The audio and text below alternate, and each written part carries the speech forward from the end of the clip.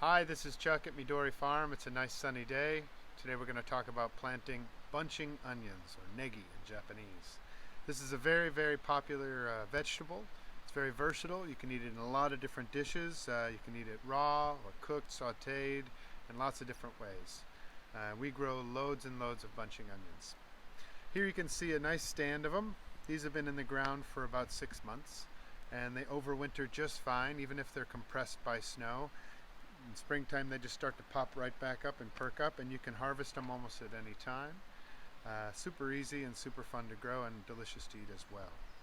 And you can see we've got the onions sitting right next to a stand of Swiss chard, which is right here. And that's one of the great things about these bunching onions, is they're very friendly to a lot of other plants. They're good companion plants to a lot of things. Because they have a stronger aroma, they often repel certain insects which would otherwise eat those vegetables. So you can look them up online for what you're growing and see if they work well as a companion plant for those things.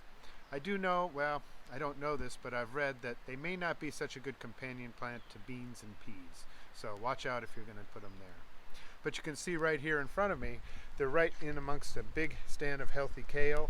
No problems at all. One of the other benefits is they grow in a very narrow area. So you still have a lot of space left in your garden plot or your farm.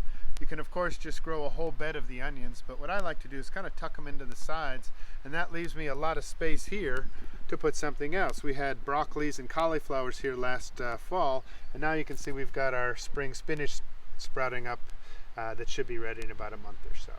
And we can put lots of different things in between, so we haven't decided what we're going to plant from here out. Perhaps some cabbages. So now we're going to talk about actually planting it out, so let's get started. Okay, here we are at our bed where we're going to plant our bunching onions.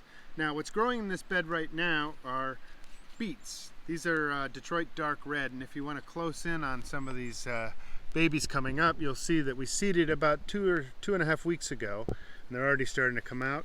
So it's a good time to put in these bunching onions.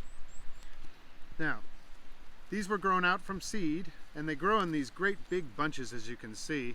And what you want to do is separate them in about 3 or 5 onions per bunch and plant them out like that.